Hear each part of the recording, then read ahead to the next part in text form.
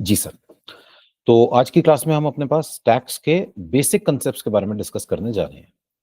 अ, कुछ बेसिक बातें हैं और कुछ ऐसी बातें हैं जो जनरल हैं, लेकिन वो आम तौर पर इतना ज़्यादा यूज़ में नहीं होती हैं, तो इतना ज़्यादा उसके बारे में नॉलेज नहीं होती है।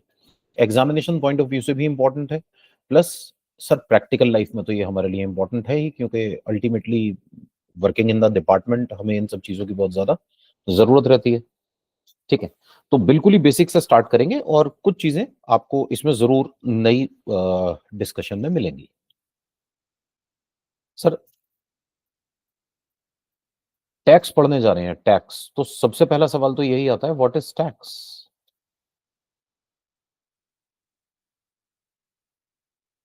तो it is a compulsory payment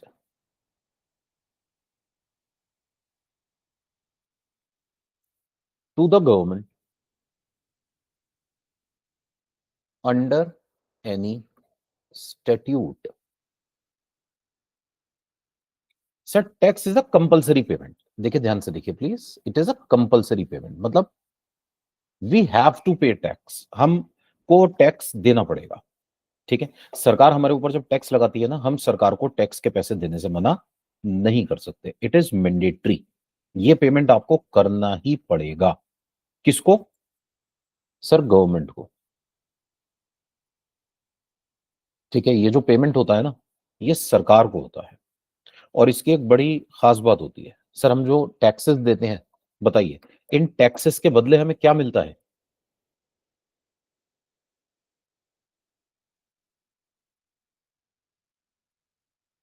हाँ जी, सर हम जो टैक्स देते हैं, टैक्स के बदले गवर्नमेंट हमें क्या देती है? सर, कुछ भी नहीं देती। टैक्स की खास बात ये होती है कि इसके बदले आपको कुछ नहीं मिलता। ठीक है, मतलब it is not a service charge कि गवर्नमेंट ने हमें कोई सर्विस दी, बदले में हमने गवर्नमेंट को पैसे दे दिए। ठीक है, इट्स नॉट लाइक दैट। फिर ये होता क्या है बेसिकली? सर, इसके बदले गवर्नमेंट की जनरल सर्विसेज आपको मिल रही हैं। जैसे हमारे देश में सिक्योरिटी है, हमारी आर्मी है, हमारा इंफ्रास्ट्रक्चर है, उस सब के लिए सरकार को पैसा चाहिए। ये पैसा कहाँ से आएगा? ये पैसे आएंगे टैक्सेस से। तो हम जो टैक्सेस पे करते हैं ना, बेसिकली हमें return in the form of security, in the form of law and order मिलता है। ठीक है, ऐसा नहीं है कि मैंने गवर्नमेंट को पैसे दिए तो इसके लिए कोई स्पेसिफिक सर्विस मुझे गवर्नमेंट से मिलनी है। ठीक है, अगर किसी स्पेसिफिक सर्विस के बदले पैसे दिए जा रहे हैं ना, sir that is not tax. जैसे एग्जाम्पल के जरिए बात को समझते हैं। सर, हम लोग टोल टैक्स देते हैं, टोल टैक्स। क्या टोल टैक्स टैक्स होता है? तो सर, टोल टैक्स क्या होता है बेसिकली? जैसे हम अपने पास गाड़ी में जा रहे हैं कहीं, एक पर्टिकुलर रोड से हम निकले, उस रोड से गुजरने के लिए सरकार ने हमसे पैसे ले लिए। Sir, toll tax is not a tax. ये तो सर्विस चार्ज है। गवर्नमेंट ने आपको एक सर्विस दी और सर्विस के बदले आपके ऊपर एक सर्विस चार्ज लगा दिया। ठीक है, एज सच ये सबको देना भी नहीं होता। सर, मैं अगर उस पर्टिकुलर रोड पर जाऊंगा तभी तो मुझे रोड टैक्स देना है ना, या अगर मैं कार से जाऊंगा, ठीक है, तभी मुझे देना है ना।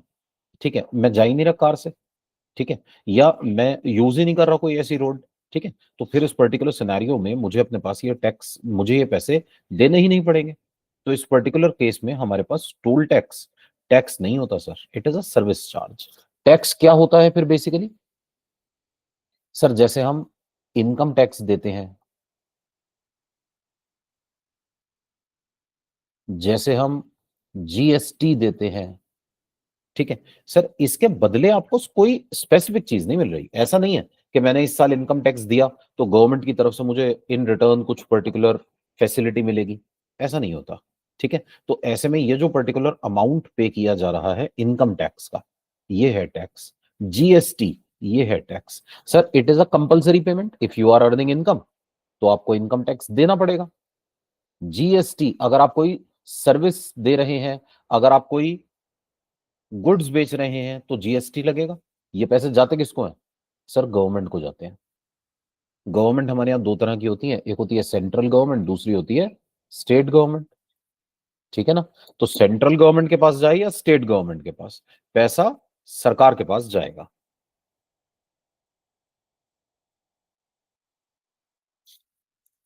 एक बड़ी इंपॉर्टेंट बात, सर ये जो हमें पेमेंट करना होता है ना,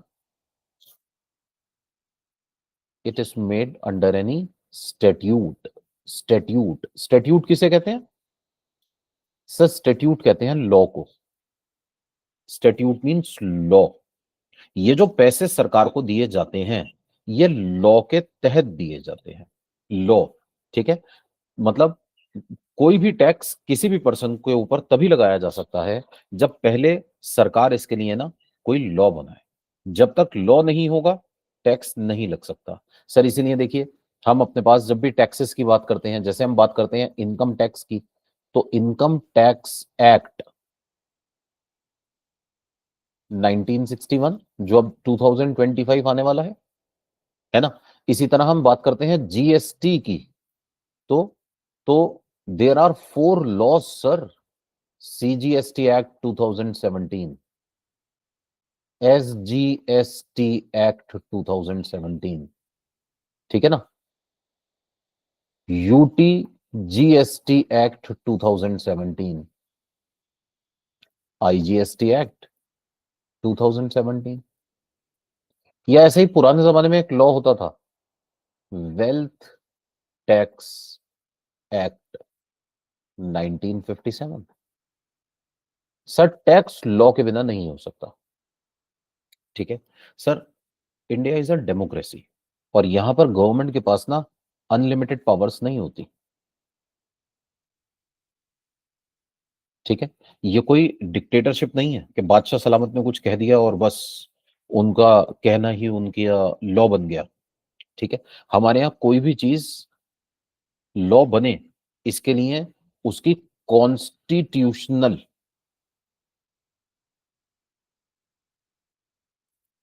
वैलिडिटी होना जरूरी है,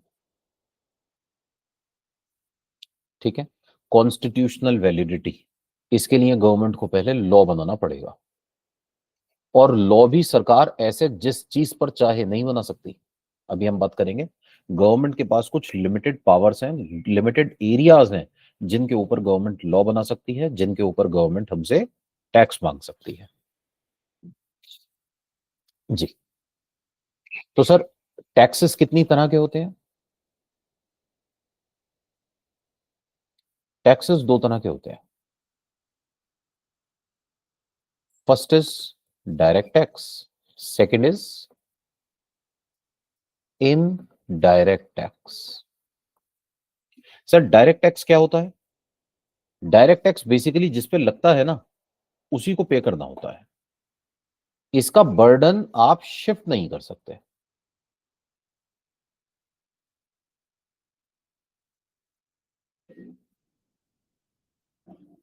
जिस पे लगेगा वही पे करेगा, ठीक है। जैसे sir income tax,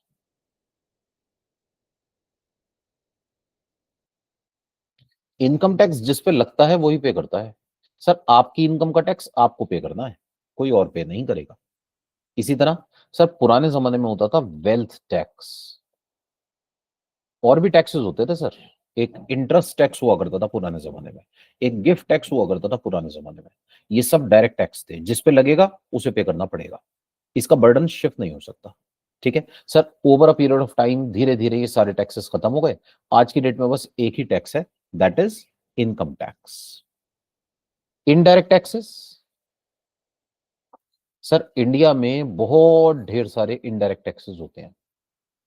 indirect taxes की खास बात ये होती है कि ये लगता किसी और पर है, देता कोई और है। जैसे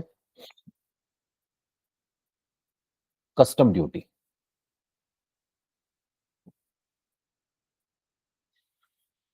सेल्स टैक्स जिसे वैट भी कहते थे, सर्विस टैक्स,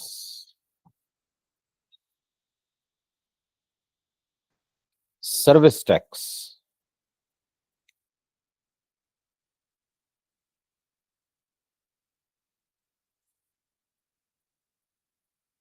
सर्विस टैक्स।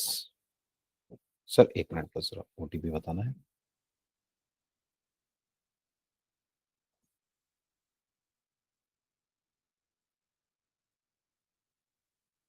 भेज दिया जी, आपको भेज दी जी। Sorry, service tax, excise duty, etcetera. Sir इस तरह के और भी टैक्सेस लगा करते थे, ठीक है। कस्टम ड्यूटी क्या होती है? सर कस्टम ड्यूटी होती है इंपोर्ट एक्सपोर्ट टैक्स। अगर आप कोई भी गुड्स इंपोर्ट करते हैं इंडिया में, इंडिया से एक्सपोर्ट करते हैं, उस पर लगती है। सेल्स टैक्स होता है, मान लीजिए मेरी एक शॉप है, मैं अपनी शॉप पर गुड्स की सेल करता हूं, तो जब मैं गुड्स की सेल करूंगा ना, तो मुझे गवर्नमेंट को सेल्स टैक्स पे करना पड़ेगा, ठीक है। इसी तरह सर वैट होता था, वैल्यू एडेड टैक्स। अगर मैं अपनी शॉप पर गुड्स की सेल करता हूं तो मुझे वैट देना पड़ेगा, ठीक है। सर सर्विस टैक्स, अगर मैं अपने ऑफिस के अंदर कोई सर्विसेज दे रहा हूं, जैसे मान लीजिए मैं किसी कंपनी का ऑडिट करता हूं सर, ऑडिट फीस चार्ज करता हूं, तो इस ऑडिट फीस पर मुझे कुछ टैक्स गवर्नमेंट को पे करना पड़ेगा। सर मुझे पे करना पड़ेगा, लेकिन पता है मैं करूंगा क्या? मैं जिसे भी बिल दूंगा ना सर्विसेज का, उससे कहूंगा सर 1 लाख रुपए आपकी फीस है, और आप एक काम कीजिए 18,000 रुपए और दीजिए। ये 18,000 रुपए किस बात के? मैंने कहा सर सर्विस टैक्स के। सर्विस टैक्स, आपको सर्विसेज देने के लिए मुझे गवर्नमेंट को टैक्स देना पड़ेगा, मुझे मुझे टैक्स देना पड़ेगा, इसके पैसे भी आप दीजिए। मैं कंपनी के पास पहुंचा, मैंने कहा सर मोबाइल फोन की सर्विसेज दे दीजिए। कंपनी ने कहा ठीक है दे देंगे। 1,000 रुपए का बिल होगा, साथ में आपको 1,800 रुपए देने 180 रुपए देने पड़ेंगे, सर्विस देने का टैक्स, ठीक है। सर एक्साइज ड्यूटी क्या होती है? एक्साइज ड्यूटी होती है सर टैक्स ऑन मैन्युफैक्चरिंग। अगर आप अपनी फैक्ट्री में कोई सामान बनाते हैं तो आपको मैन्युफैक्चरिंग के ऊपर टैक्स देना पड़ेगा, that is called excise duty. Sir sales tax, VAT, service tax, excise duty और इस तरह के 17 टैक्सेस वर सबस्यूम्ड, जोड़ दिए गए इन जीएसटी। 2017 से पहले लगने वाले 17 अलग अलग तरह के इनडायरेक्ट टैक्सेस को मिलाकर सरकार ने एक टैक्स बना दिया, दैट इज जीएसटी, ठीक है। तो अब इनडायरेक्ट टैक्सेस में जो हमारा मेजर कंपोनेंट हो गया वो जीएसटी हो गया। सर ये 17 अलग अलग टैक्सेस थे जिनको जोड़कर बनाया गया है, ठीक है। अच्छा जैसा भी हमने डिस्कस किया था सर, टैक्स या तो सेंट्रल गवर्नमेंट चार्ज करेगी या स्टेट गवर्नमेंट चार्ज करेगी, क्योंकि tax is a compulsory payment made to the government, है ना। तो अब ये टैक्स कौन लेगा? सर ये जो इनकम टैक्स होता है ना, ये सेंट्रल गवर्नमेंट चार्ज करती है। वेल्थ टैक्स भी सेंट्रल गवर्नमेंट ही चार्ज करती थी। सर वेल्थ टैक्स का ना कोई अलग से डिपार्टमेंट नहीं होता, होता था, अब तो टैक्स को ही अबॉलिश कर दिया गया 2015 में। जेटली जी ने वेल्थ टैक्स को खत्म कर दिया और वेल्थ टैक्स की जगह इनकम टैक्स में सरचार्ज का कंसेप्ट ले आए। सर वेल्थ टैक्स होता था अमीर लोगों के ऊपर टैक्स, आपकी वेल्थ के ऊपर टैक्स। वेल्थ, अगर आपकी संपत्ति, आपकी वेल्थ 30 लाख से ज्यादा है, तो इन एक्सेस ऑफ 30 लाख जितनी भी वेल्थ है उसका 1% टैक्स देना पड़ेगा।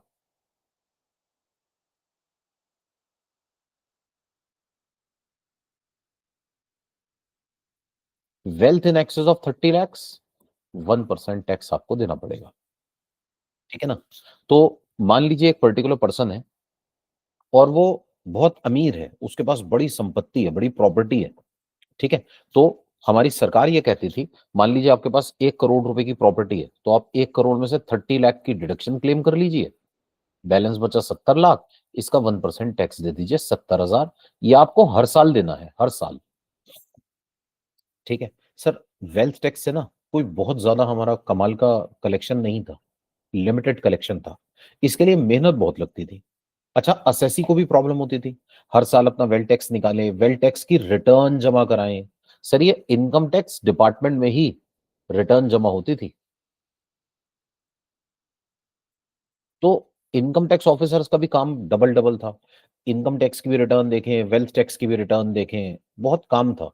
तो जेटली जी ने 2015 में कहा कि सर एक काम करो ना, छोड़ो ना वेल्थ टैक्स, इसकी जगह इनकम टैक्स में ही थोड़ा सा टैक्स एक्स्ट्रा ले लेते हैं,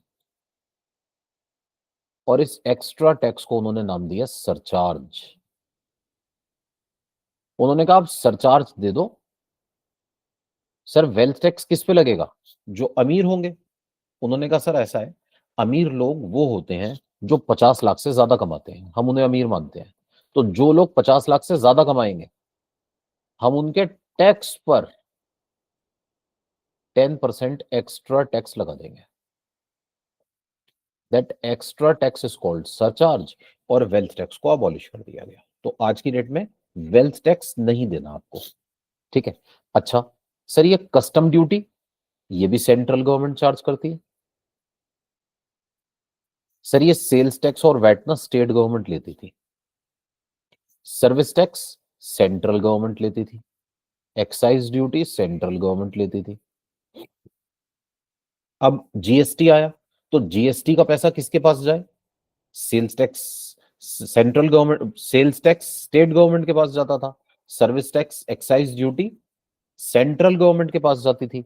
तो हमारी सरकार ने कहा भाई ऐसा है, देखो सारे टैक्सेस अलग अलग होते हैं, असेसी को बड़ी प्रॉब्लम होती है, इसको एक जगह कंबाइन करते हैं, जीएसटी लेते हैं, आधा सेंटर का और आधा स्टेट का। इसीलिए आप नोट कीजिएगा, अगली बार जब आप कोई भी सामान खरीदें, आपके ऊपर जो जीएसटी लगेगा उसमें हाफ सीजीएसटी होता है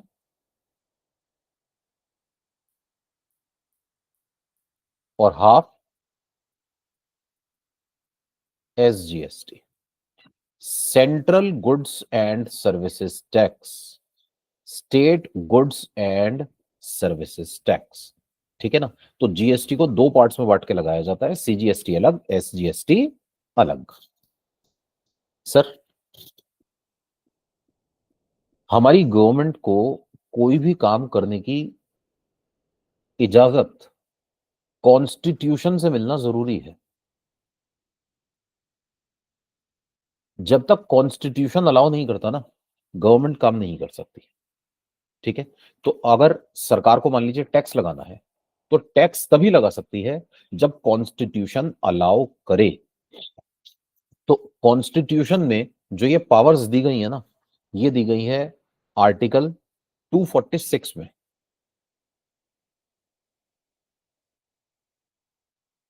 सर ये आर्टिकल किसे कहते हैं? सर जैसे नॉर्मल लॉज में सेक्शंस होते हैं ना,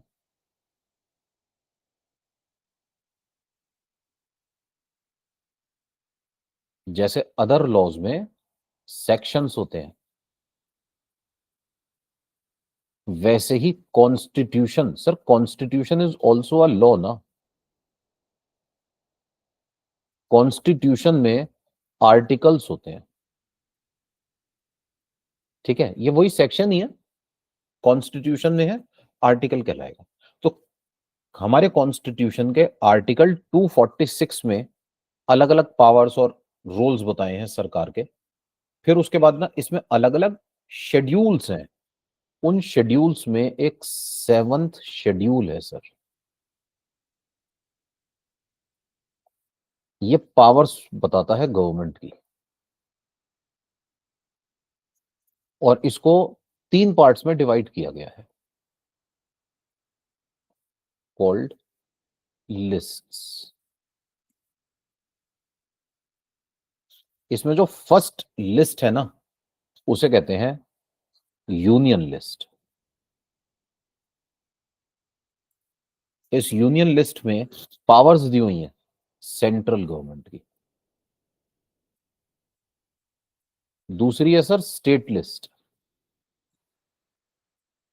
स्टेट लिस्ट में पावर्स दी गई हैं स्टेट गवर्नमेंट की। और सर एक तीसरी है कॉनकरंट लिस्ट।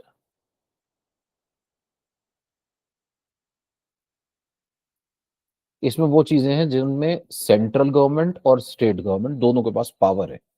पावर है रूल्स फ्रेम करने की, पावर है लॉ बनाने की, सर पावर है टैक्स लगाने की। तो ये जो यूनियन लिस्ट है ना हमारी, इसमें अलग अलग चीजें लिखी हुई हैं कि इन चीजों के ऊपर हमारी सेंट्रल गवर्नमेंट टैक्स लगा सकती है। इसमें एंट्रीज हैं सर, एंट्रीज। एंट्री नंबर 82 में लिखा हुआ है कि भारत सरकार के पास पावर है कि वो इनकम पर टैक्स लगा सकती है, इनकम टैक्स लगा सकती है on incomes other than sir agricultural income. आप लोगों ने सुना होगा अक्सर कि एग्रीकल्चरल इनकम एग्जम्प्ट होती है, ठीक है ना। तो एग्रीकल्चरल इनकम क्यों एग्जम्प्ट होती है? क्योंकि हमारी सरकार इस पर टैक्स नहीं लगाना चाहती? नहीं सर, इसलिए एग्जम्प्ट होती है क्योंकि हमारा कॉन्स्टिट्यूशन भारत सरकार को इजाजत नहीं देता कि वो एग्रीकल्चरल इनकम पर टैक्स लगाए। तो क्या इसका मतलब यह है कि एग्रीकल्चरल इनकम पर टैक्स लग ही नहीं सकता? नहीं सर, लग सकता है। लेकिन अगर कभी एग्रीकल्चरल इनकम पर टैक्स लगा तो भारत सरकार नहीं लगाएगी, स्टेट गवर्नमेंट लगाएंगी। ये टैक्स लगा सकते हैं एग्रीकल्चरल इनकम पर। लेकिन सर हमारे देश में ना एक इशू है, हमारे यहाँ ना इलेक्शंस बहुत होते हैं। हर 5 साल में जनरल इलेक्शन, हर 5 साल में स्टेट गवर्नमेंट का इलेक्शन, म्यूनिसिपैलिटी का इलेक्शन, ये इलेक्शन वो इलेक्शन, पता नहीं कौन कौन से इलेक्शन। और जिस सरकार ने भी पहली बार एग्रीकल्चरल इनकम पर टैक्स लगा दी सर, वो तो गई। इसलिए आज तक कभी इंडिया में एग्रीकल्चरल इनकम पर टैक्स लगाया नहीं गया, ठीक है। अच्छा देखिए, हमारे यहाँ ना sir majority of the farmers are poor, उनकी बेचारों की इनकम होती भी नहीं है। कुछ गिनती चुनती के होते हैं, वो बहुत अमीर होते हैं, ठीक है। लेकिन अब सर जो बात है वो है, अब क्या कर सकते हैं। मेजोरिटी को देखकर लॉ बनता है, माइनॉरिटी को देख के नहीं। ऐसा नहीं होता कि भाई 5 लाख लोग गरीब हैं और 100 लोग अमीर हैं तो हम 100 को देखकर लॉ बना दें, ऐसा नहीं होता, ठीक है। सर अगर ज्यादातर लोग पुअर हैं बेचारे फार्मर्स, तो अब उनके लिए इनकम टैक्स लगाना तो बड़ा मुश्किल हो जाएगा ना। तो हमने कहा सर एग्रीकल्चरल इनकम पे टैक्स नहीं लगेगा। तो टैक्स ऑन एग्रीकल्चरल इनकम, इसकी पावर है, यूज नहीं करते, ठीक है ना। इसी तरह सर हमारे पास और भी अलग अलग एंट्रीज हैं जो हमें बताती हैं हम टैक्स लगा सकते हैं। जैसे यहीं पर एंट्री नंबर 83 है,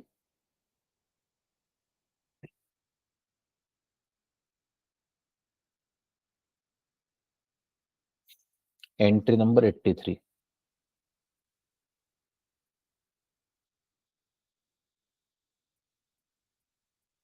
वो कस्टम ड्यूटी चार्ज करने की इजाजत देती है भारत सरकार को, ठीक है। इंपोर्ट एक्सपोर्ट पर टैक्स लगाने की इजाजत देती है। इसी तरह एक एंट्री नंबर 84 है, वो एक्साइज ड्यूटी लगाने की इजाजत देती है कि हम अपने पास एक्साइज ड्यूटी लगा सकते हैं अदर देन टोबैको प्रोडक्ट्स, ठीक है। भारत सरकार इसके ऊपर एक्साइज ड्यूटी नहीं लगा सकती। टोबैको प्रोडक्ट्स के ऊपर जो एक्साइज ड्यूटी लगाने की परमिशन है, sorry, other than alcoholic products, alcoholic liquor basically, ठीक है।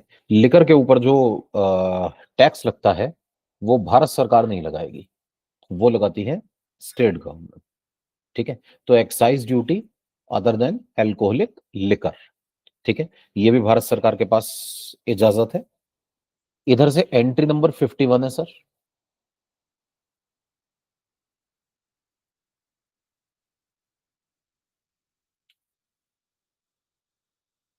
एल्कोहलिक लिकर के ऊपर जो टैक्स लगाने की इजाजत है वो स्टेट गवर्नमेंट के पास है, ठीक है। ऐसे ही और भी पावर्स हैं हमारे लिए। तो मेन सर एंट्री नंबर 82 है जिसके तहत हम इनकम टैक्स लगाते हैं, ठीक है।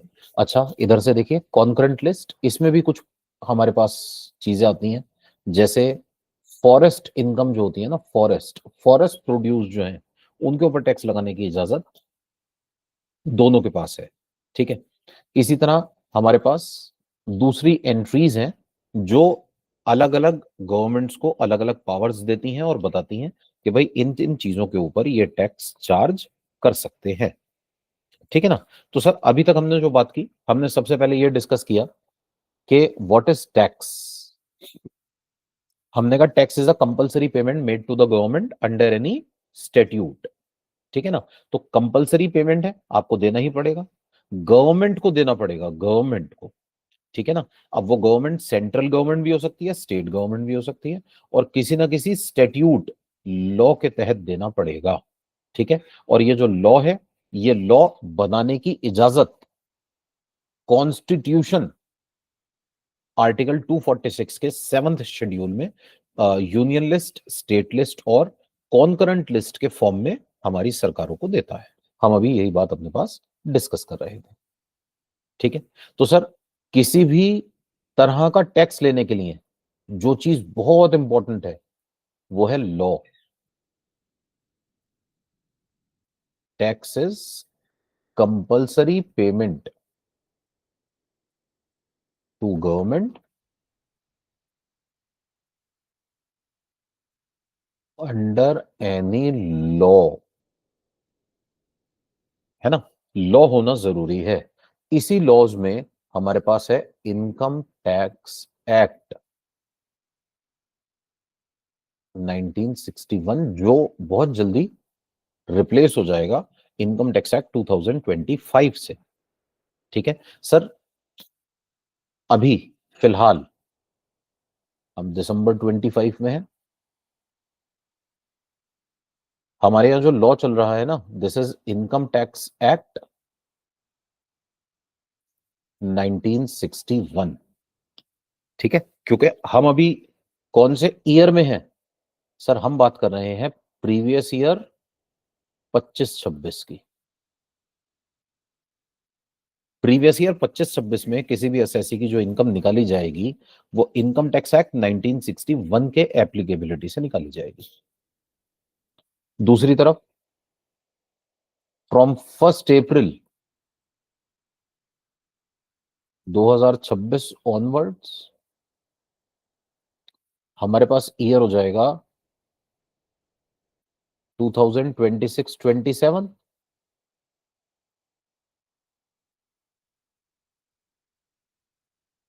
यहां पे जो हम इनकम टैक्स लगाएंगे वो होगा income tax act 2025। Sir income tax act 2025 पास हो गया है, अभी अप्लाई नहीं हुआ। ठीक है, अभी ये अप्लाई नहीं हुआ है। ठीक है, जैसे कई बार काफी लोगों के डाउट्स आ रहे थे कि सर हमारे पेपर में इनकम टैक्स एक्ट 2025 से क्वेश्चंस आएंगे क्या। सर अभी अप्लाई नहीं हुआ, आएंगे कहां से। ये अप्लाई ही होगा 1 अप्रैल 2026 से। तो हम जो कुछ भी पढ़ने जा रहे हैं ना, वो इनकम टैक्स एक्ट 1961 से रिलेटेड पढ़ेंगे। लेकिन अब क्योंकि ये लॉ आने ही वाला है, तो बीच बीच में ना आपको नॉलेज के लिए मैं इसके बारे में भी बताता रहूंगा। हमारे एग्जामिनेशन पॉइंट ऑफ व्यू से नहीं सर, नॉलेज के पॉइंट ऑफ व्यू से पता तो होना चाहिए ना कि अब क्या आने वाला है, हम क्या पढ़ने वाले हैं। बीच बीच में मैं इसके कुछ कुछ बेसिक सेक्शंस कोट करता रहूंगा।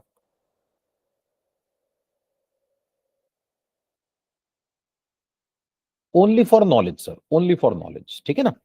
इसके बारे में हमारे एग्जाम में कुछ नहीं आएगा, हमें इनकम टैक्स एक्ट 1961 के अकॉर्डिंग ही सारी चीजें प्रिपेयर करनी है। ठीक है। अच्छा सर, इसी तरह से और भी लॉज हैं, जैसे अभी हमने डिस्कस किया था ना, हम लॉज की बात कर रहे थे। तो income tax act 1961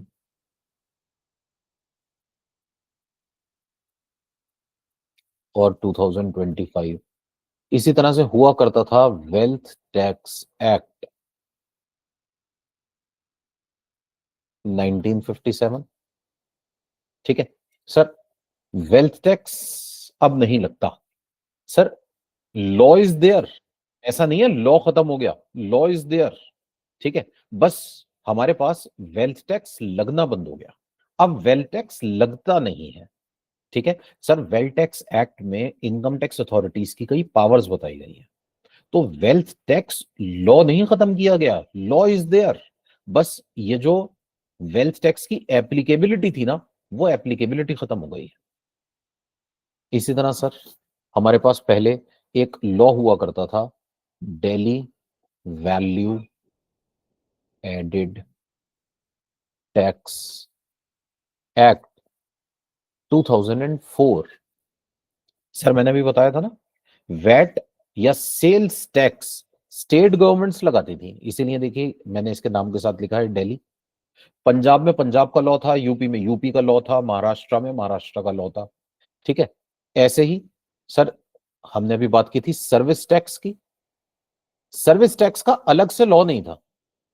service tax के लिए हमारी सरकार ने फाइनेंस एक्ट 1994 को इस्तेमाल किया था।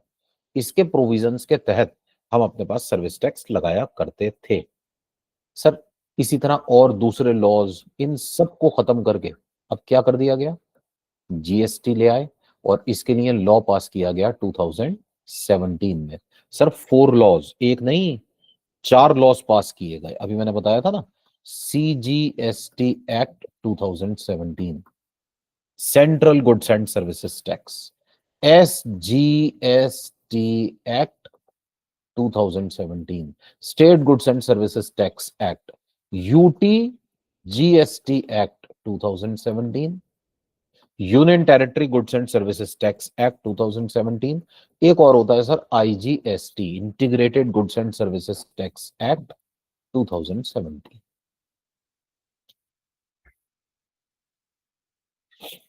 ठीक है ना। तो सर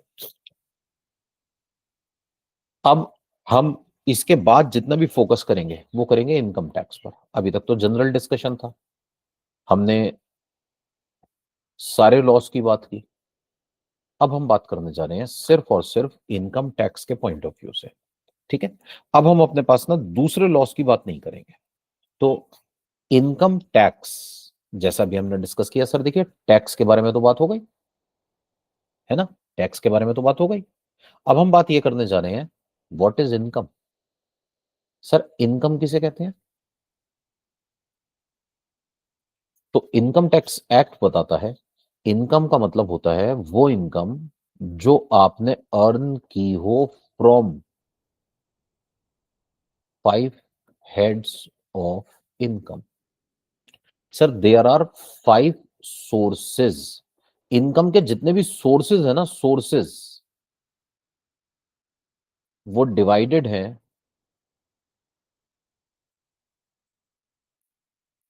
5 कैटेगरीज और सोर्सेज में। There are 5 sources of income, 5 categories of income called heads. इन्हीं को हेड्स ऑफ इनकम कहते हैं सर।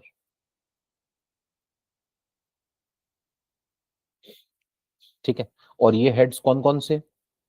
सर कोई भी पर्सन जो इंडिया में इनकम अर्न कर रहा है ना, उसे इनकम हो सकती है income under the head salary, income under the head salary. ठीक है सर, मैं कहीं जॉब करके पैसे कमाता हूं, salary. Income under the head house property. Sir rental income, मेरे पास एक घर है, मैंने घर को किराए पर दिया, रेंटल इनकम कमाने लगा, that is called house property. Sir income under the head PGBP, PGBP का मतलब होता है profits and gains of business और profession. PGBP means profits and gains of business. Sir मैं कोई बिजनेस करता हूं, बिजनेस से पैसे कमाता हूं, मेरी एक दुकान है, दुकान पे सामान बेचता हूं।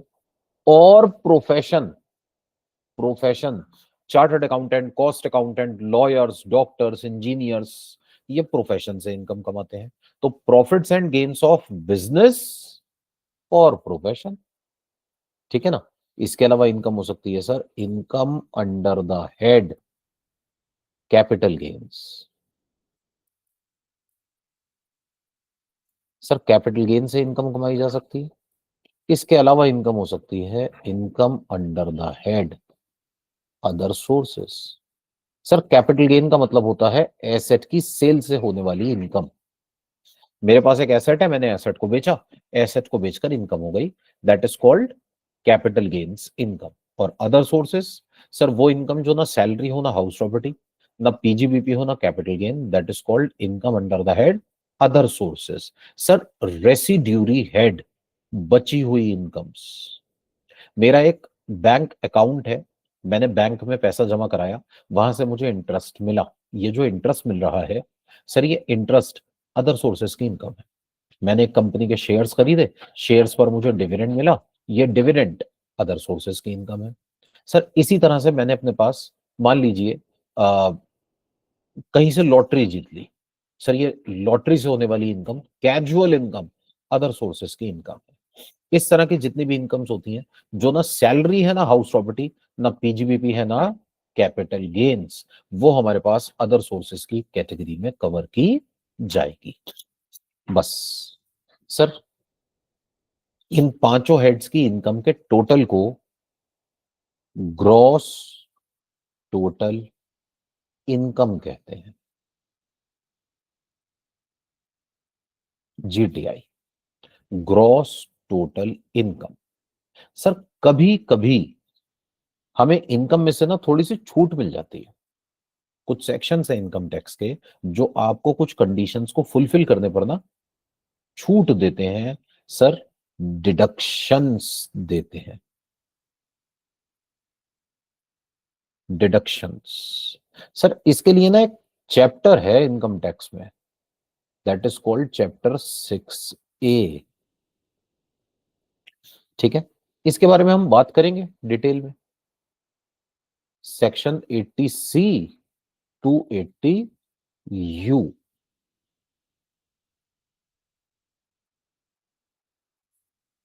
बस ये जो कुछ भी बचा ना, इसे कहते हैं sir total taxable income, TTI, या इसी को टोटल इनकम भी कह देते हैं।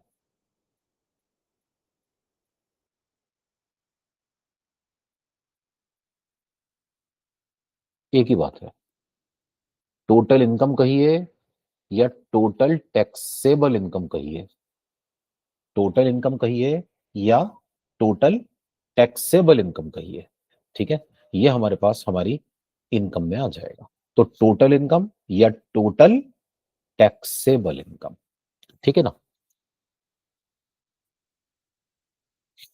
हाँ जी, तो मैं ये बता रहा था कि इस पर्टिकुलर सिचुएशन में हमारे पास हमारी इनकम इन 5 कैटेगरीज से हो सकती है। सर मैं ये बता रहा था इनकम किसे कहते हैं, अब सुनिए, इनकम किसे नहीं कहते।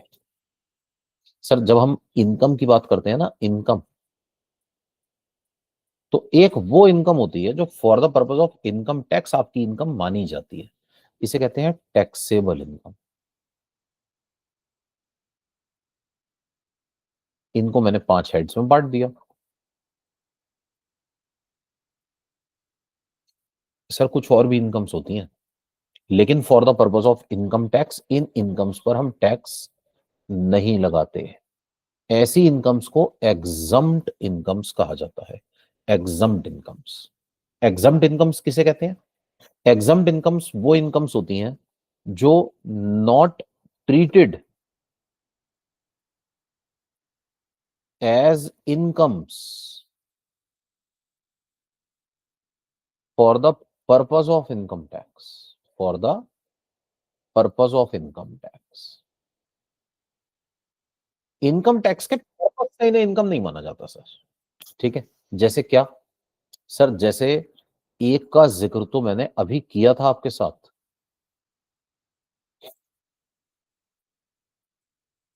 Agricultural income. Sir agricultural income को हम इनकम नहीं मानते for the purpose of income tax. Agricultural incomes वो इनकम्स होती हैं जो इनकम टैक्स पर्पज से आपकी इनकम नहीं मानी जाती, इनकम टैक्स पर्पज से। तो agricultural incomes agricultural income exempt income की कैटेगरी में आती है। ठीक है, ये एग्रीकल्चरल इनकम कहते किसे हैं सर? एग्रीकल्चरल इनकम जैसे नाम से ही लग रहा है, देखिए वो इनकम जो आपने एग्रीकल्चर से कमाई। इनकम टैक्स एक्ट इस पर टैक्स नहीं लगाएगा। क्यों नहीं लगाएगा सर? पावर ही नहीं है सर, सेंट्रल गवर्नमेंट के पास पावर नहीं है इस पर टैक्स लगाएगी। अगर लगाएगी तो स्टेट गवर्नमेंट लगाएगी, वो लगाती नहीं है। तो एग्रीकल्चरल इनकम हमारे पास एग्जम्प्ट है। एग्रीकल्चर मतलब आप खेती बाड़ी करके पैसे कमा रहे हैं, मैंने अपने खेत में कोई प्रोडक्ट उगाया, उगा कर पैसे कमाए, इसके ऊपर मुझे टैक्स देने की जरूरत नहीं है। सर और भी इनकम्स होती हैं ऐसे ही, और भी इनकम्स होती हैं। जैसे सर मान लीजिए किसी पर्टिकुलर पर्सन ने लाइफ इंश्योरेंस कराया, मिस्टर ए ने लाइफ इंश्योरेंस कराया और एक ही डेथ हो गई। अब डेथ के बाद इनके घर वालों को पैसे मिले। सर सोचिए, मिस्टर ए ने लाइफ इंश्योरेंस कराया था, इंश्योरेंस कंपनी को पैसे दिए 10,000 रुपए, इंश्योरेंस करा लिया और डेथ हो गई बेचारे की। अब इंश्योरेंस कंपनी ने आकर इनको 50 लाख रुपए, इनके घर वालों को, इनको तो नहीं, ये तो मर गए, इनके घर वालों को 50 लाख रुपए दे दिए। अब एक बात बताइए, सोचिए, 10,000 रुपए देकर 50 लाख मिल रहे हैं। क्या मैं ये कह दूं कि इनकी 49,90,000 रुपीज की इनकम हो गई?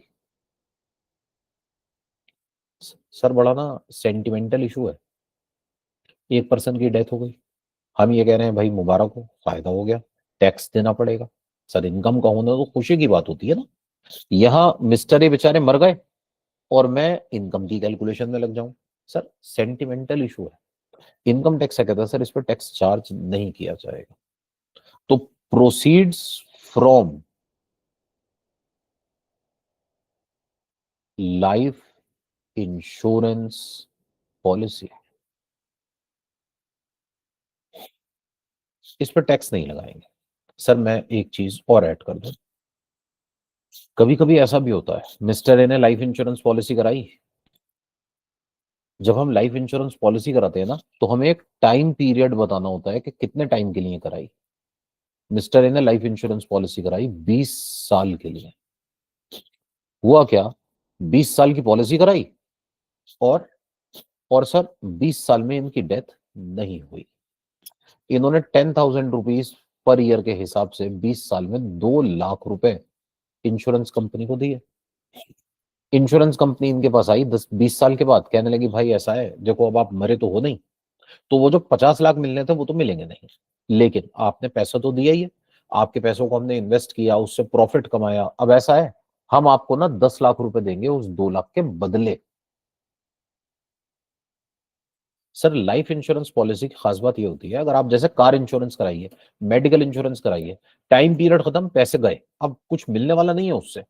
लाइफ इंश्योरेंस में आप जो पैसा देते हैं ना वो वापस मिलता है। ठीक है, अब ऐसे में सर हमारे पैसों को यूज करके इंश्योरेंस कंपनी ने प्रॉफिट कमाया है, वो प्रॉफिट का पैसा इंश्योरेंस कंपनी हमें देती है। तो इन्होंने 2 लाख दिए थे, इन्हें 10 लाख मिल गए। अब बताइए क्या यहां पे 8 लाख रुपए की इनकम पर टैक्स लगा दूं? अरे सर अब तो हो ही रहा है ना प्रॉफिट, क्या मैं 8 लाख पे टैक्स लगा दूं? तो सर अगेन सेंटिमेंटल इशू है, बात लाइफ एंड डेथ की हो रही है सर। अगर मैंने इस पर टैक्स लगा दिया तो इट्स लाइक के आप इनके मरने पे टैक्स लगा रहे हैं। भाई तुम मरे क्यों नहीं, मर जाते तो छोड़ देता, नहीं मरे तो टैक्स देना पड़ेगा। Sir this is wrong sir. ऐसे में इनकम टैक्स क्या कहता है सर, लाइफ इंश्योरेंस के जो पैसे हैं वो डेथ पर मिले या मेच्योरिटी पर। हाँ इसमें कुछ कंडीशंस है सर, अभी मैं प्रोविजंस की डिटेल में तो जा ही नहीं रहा ना, अभी तो मैं सिर्फ ऊपर ऊपर से बेसिक बातें कर रहा हूँ। डिटेल में बात करेंगे तो हम बात करेंगे कब इस पर टैक्स लगता है, कब इस पर टैक्स नहीं लगता। ठीक है, इनकम टैक्स एक्ट ये कहता है मेच्योरिटी के टाइम पर जो पैसा मिलेगा ये पैसे भी एग्जम्प्ट कर दिए जाएंगे, इन पे टैक्स नहीं लगाऊंगा। तो सर हमने सबसे पहले बात की इनकम। इनकम या तो टैक्सेबल होती है या एग्जम्प्ट होती है। टैक्सेबल इनकम वो इनकम होती है जो for the purpose of income tax income मानी जाती है, इस पर इनकम टैक्स लगता है। एग्जम्प्ट इनकम वो इनकम होती है जो for the purpose of income tax income नहीं मानी जाती, इस पर टैक्स नहीं लगता सर। अब देखिए प्लीज, सर मैं ना इनकम पे टैक्स लगाने की बात कर रहा हूं, इनकम पे। सर इनकम पे टैक्स लगाने के लिए कोई ऐसा पर्सन भी तो होना चाहिए ना जो इनकम को अर्न करेगा। कोई इनकम का अर्नर होना चाहिए जो पैसे कमाएगा। भाई आप इनकम पे टैक्स लगाने की बात कर रहे हैं तो लगाएंगे किस पे?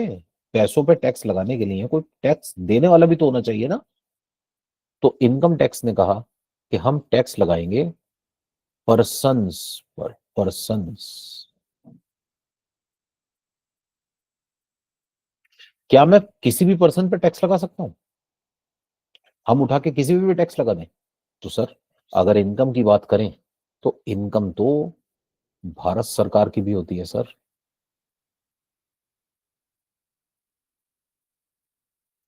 Government of India.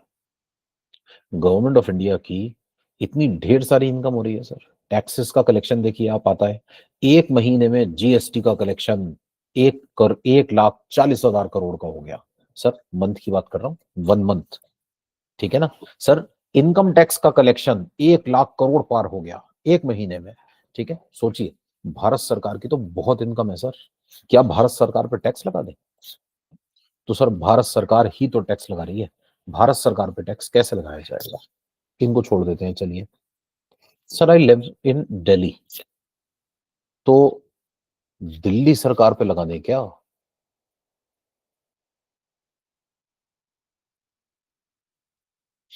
दिल्ली सरकार की भी तो इनकम होती है सर। कुछ लगभग 70,000 करोड़ रुपए एक साल की आमदनी है दिल्ली सरकार की। इन पे टैक्स लगा दें? अब सर देखिए ये भी है तो सरकारी, इन पे टैक्स लगाना तो अच्छा नहीं लगेगा। तो टैक्स लगाएं किस पे? सर क्या हम किसी पर भी टैक्स लगा सकते हैं? तो देखिए प्लीज, हमारे पास ना अनलिमिटेड पावर्स नहीं है। हम किस पे टैक्स लगा सकते हैं किस पे नहीं लगा सकते, इसके हमारे पास कुछ राइट्स हैं। बस जिन लोगों के लिए राइट है उन्हीं पे लगा सकते हैं। और सर जिन लोगों पे लगा सकते हैं ना, उन्हें ही कहते हैं पर्सन्स। ठीक है, उन्हें कहते हैं persons. Sir there are 7 types of persons. आप बस इन 7 तरह के लोगों पे टैक्स लगा सकते हैं। इन 7 के अलावा आप किसी के ऊपर टैक्स चार्ज नहीं कर सकते। तो ये 7 तरह के पर्सन्स कौन है? सर सबसे पहले है इंडिविजुअल। सर आप, मैं, हम सब, हम इंडिविजुअल हैं। इंडिविजुअल्स की इनकम पर इनकम टैक्स टैक्स लगाने की बात करता है। तो आप इनकम टैक्स लगा सकते हैं किस पर? इंडिविजुअल्स पर। ठीक है, एक इंडिविजुअल ने इनकम अर्न की, हम टैक्स चार्ज कर सकते हैं। Sir second is HUF। HUF किसे कहते हैं बताइए?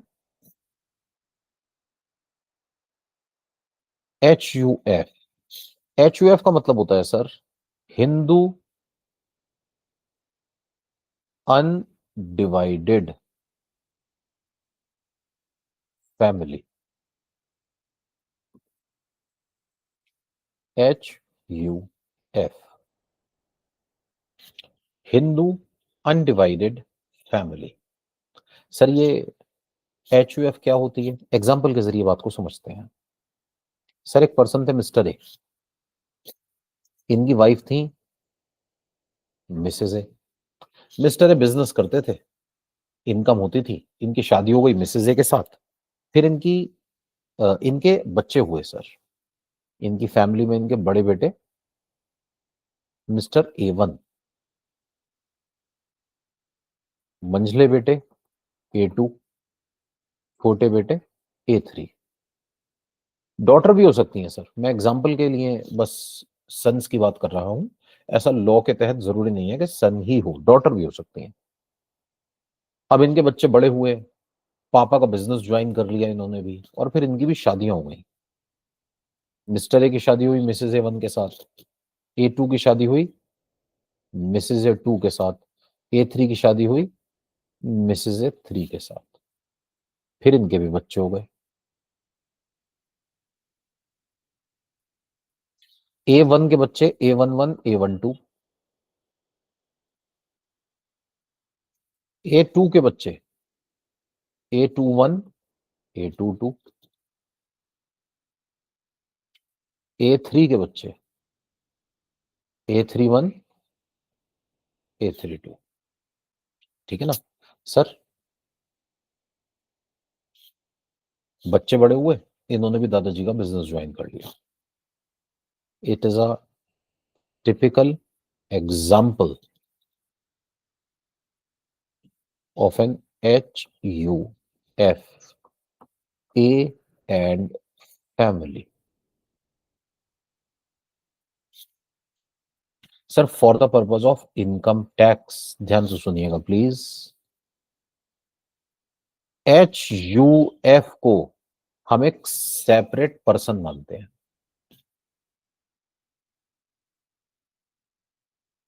Treated as a person, sir treated as a person, इसको हम पर्सन मानते हैं। ठीक है ना? और सर ध्यान से सुनिए प्लीज, ये जो पर्सन है ये एक सेपरेट पर्सन है, separate from its members.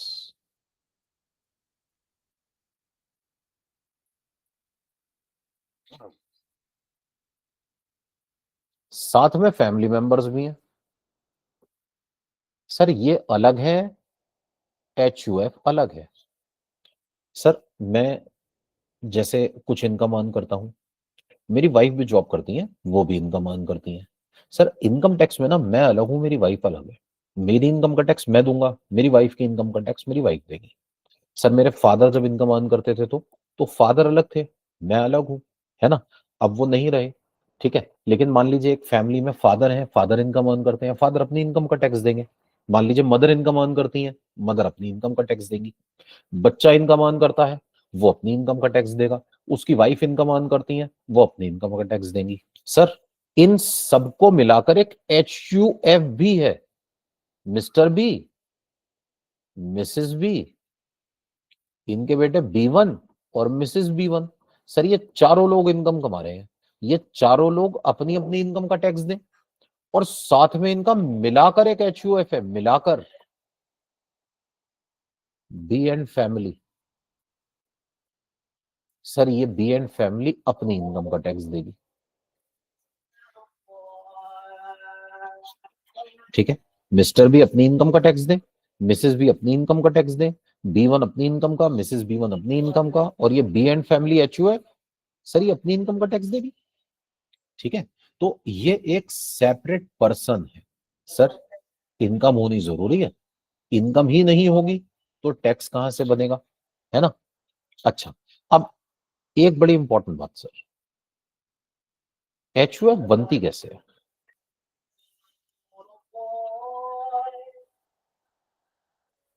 Sir HUF बनाने के लिए करना क्या होगा?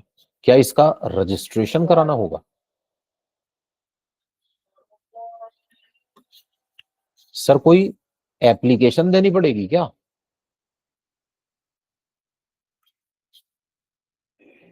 नो सर, कुछ नहीं करना पड़ेगा। HUF is a creation of law.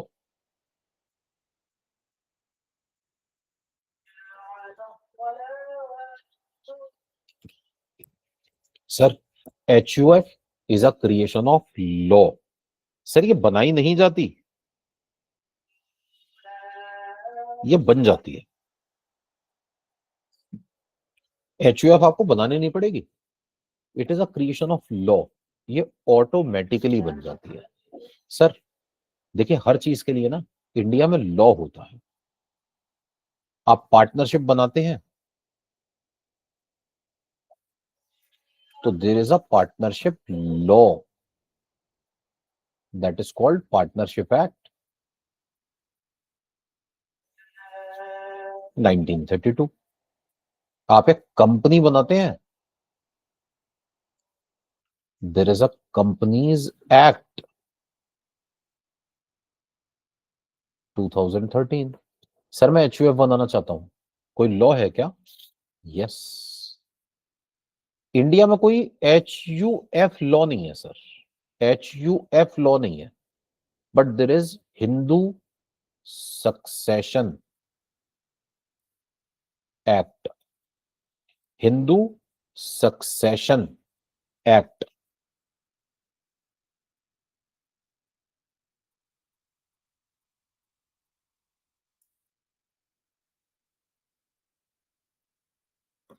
Nineteen 56,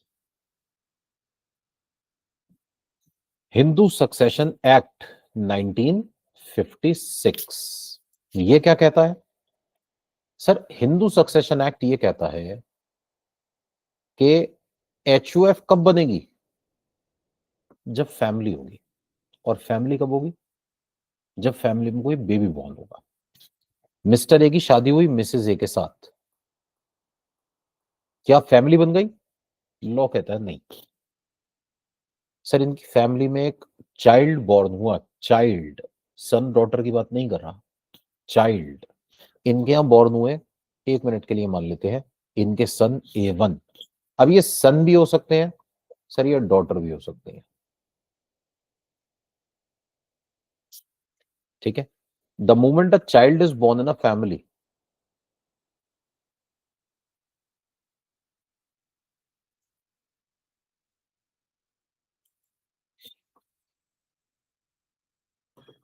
an HUF is created।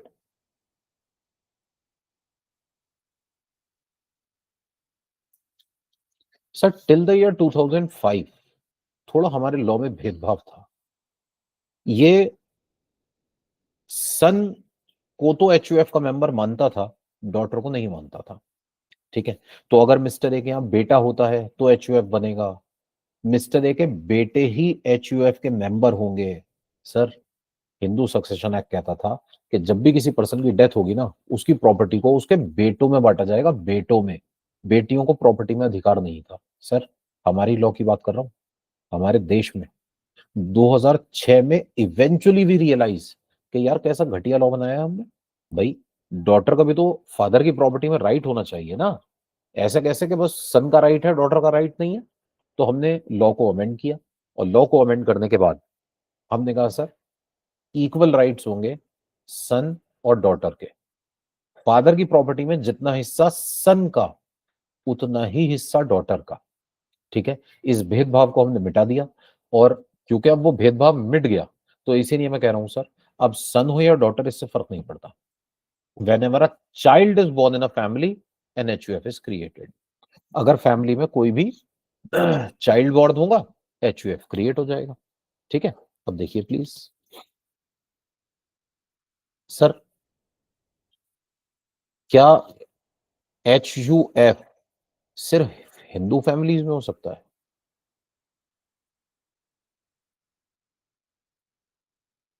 Sir देखिए, हिंदू सक्सेशन एक्ट सिर्फ हिंदूस में नहीं लगता। इंडिया में हिंदू सक्सेशन एक्ट सब लोगों पे लगता है, सब लोगों पे लगता है, तो सब लोग HUF बना सकते हैं एक्सेप्ट 3 पीपल, 3 लोगों को छोड़ के। सर हिंदू सक्सेशन एक्ट जो है ना, एक अम्ब्रेला लॉ है। अम्ब्रेला मतलब एक बड़ा सा अम्ब्रेला है जिसके नीचे पूरा देश कवर होता है, 3 कम्युनिटीज, 3 रिलीजन्स को छोड़ के, क्योंकि उनके लॉज अलग हैं। सर एक्चुअली देखिए प्रॉब्लम कहां से आई मैं बताऊं। हिंदू मैथोलॉजी में, हिंदू रिलीजियस रूल्स में सक्सेशन के रूल्स डिफाइंड नहीं थे।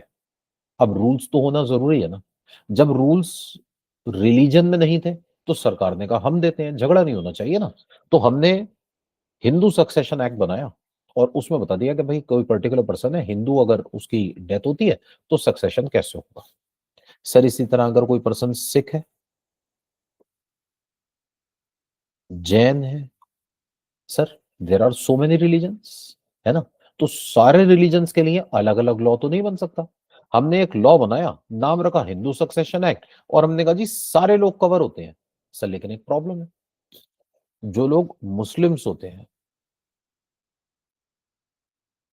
सर मुस्लिम्स के लिए रिलीजियस लॉज आर देयर कि किसी भी पर्टिकुलर पर्सन की डेथ के बाद प्रॉपर्टी का बंटवारा कैसे होगा। अब प्रॉब्लम कहाँ आई? प्रॉब्लम ये आई कि भाई रिलीजियस रूल्स आर देयर।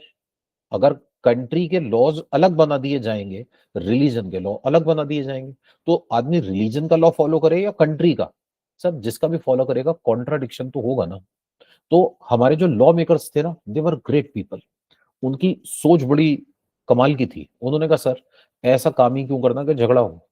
तो उन्होंने क्या करा, जो मुस्लिम रिलीजियस लॉज थे उन्हीं को लेकर मुस्लिम सक्सेशन के लॉज बनाए, मुस्लिम पर्सनल लॉ बनाया। और उन्होंने कहा सर इन लोगों को हिंदू सक्सेशन एक्ट में आने की जरूरत नहीं है, ये मुस्लिम पर्सनल लॉ में चले जाएं, मुस्लिम लॉ को फॉलो करें। इसी तरह जो लोग क्रिश्चियन थे और जो लोग पारसीस थे, पारसी, सर इन लोगों के लिए अलग से लॉ बनाया गया। और क्योंकि इनके लिए लॉ बना दिया गया, ये हिंदू सक्सेशन एक्ट में नहीं आते। और सर क्योंकि ये हिंदू सक्सेशन एक्ट में नहीं आते, they can not make HUF। A Muslim person cannot make HUF, sir. A Christian person cannot make HUF. Parsis HUF नहीं बना सकते। सर उन पे हिंदू सक्सेशन एक्ट ही नहीं लगता। जब हिंदू सक्सेशन एक्ट नहीं लगता तो वो HUF का बेनिफिट भी क्लेम नहीं कर सकते। Sir all other religions, followers of all other religion, a person may be a Hindu, may be a Sikh, may be a Jain, a Buddhist, और कोई भी रिलीजन फॉलो करता हो सर, वो वो हिंदू सक्सेशन एक्ट में आ जाएगा। और क्योंकि हिंदू सक्सेशन एक्ट में आ जाएगा, इसलिए इसलिए वो HUF क्रिएट कर सकता है। सर कोई भी पर्सन कितने HUF का मेंबर हो सकता है? सर कोई भी पर्सन ना 4 HUF का मेंबर हो सकता है।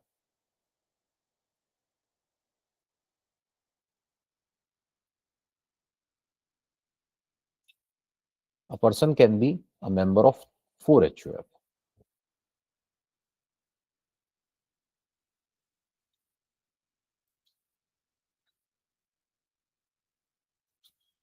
सर मिस्टर ए जब पैदा हुए ना, तो ये अपने पापा के बेटे थे। तो पापा के बेटे थे इसलिए पापा के HUF के मेंबर बन गए बाय बर्थ। सर जब ये पैदा हुए ना, तो अपने दादा के पोते थे। दादा के पोते थे इसलिए दादाजी के HUF के मेंबर बन गए। ठीक है।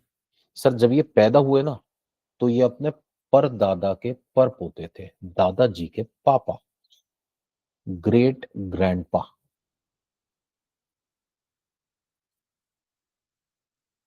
और इसीलिए लोनेगा जी ये उनके भी HUF के मेंबर बन गए। सर HUF का मेंबर बनने के लिए एप्लीकेशन नहीं देनी होती। आप अपने पापा के बेटे हैं, इसकी एप्लीकेशन थोड़ी देनी है। मैं तो बाय बर्थ अपने फादर का बेटा हूं, इसमें एप्लीकेशन देने की क्या जरूरत है सर? ये कोई मैं कंपनी थोड़ी बना रहा हूं कि ROC में जाकर एप्लीकेशन देनी है। इसीलिए मैंने कहा था HUF बनानी नहीं पड़ती, ये बन जाती है। ठीक है। तो सर ये बाय बर्थ इन तीनों HUF के मेंबर हो गए। और चौथा HUF, सर वो मिस्टर ए का अपना HUF होगा, जो कब बनेगा? जब इनका चाइल्ड बॉर्न होगा। ठीक है। सर एक पर्सन अपने खुद का HUF कब बनाएगा? जब उसकी फैमिली बनेगी। और फैमिली को फैमिली का स्टेटस कब मिलेगा? सर जब फैमिली में बेबी बॉर्न होगा। ठीक है ना?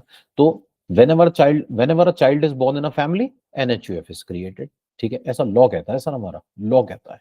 तो एक पर्सन 4 HUF का मेंबर हो सकता है। सर ये चारों HUF अलग अलग इनकम्स कमा सकती है। और बहुत ही खुशी की बात यह है, ये चारों HUFs सर स्लैब रेट का बेनिफिट क्लेम कर सकती है। 4 लाख रुपए तक की इनकम एग्जम्प्ट। ठीक है। तो अगर ये कोई भी इनकम अर्न कर रहे हैं, तो 4 लाख रुपए के हिसाब से 4 HUF 16 लाख रुपए की इनकम कमा सकती हैं, कोई टैक्स नहीं लगेगा। ठीक है। तो कई बार ऐसा होता है सर। अच्छा HUF की इनकम खुद से होनी शुरू नहीं होती, HUF की इनकम आपको करानी पड़ेगी। तो एक पर्टिकुलर पर्सन थे मिस्टर ए, इनका एक HUF भी था, ए एंड फैमिली। इनके दो बिजनेसेस थे।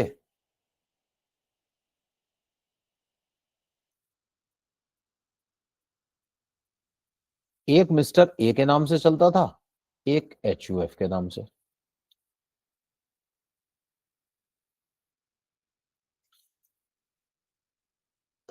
इसकी जो भी इनकम आएगी वो इनकम किसके हैंड्स में टैक्सेबल?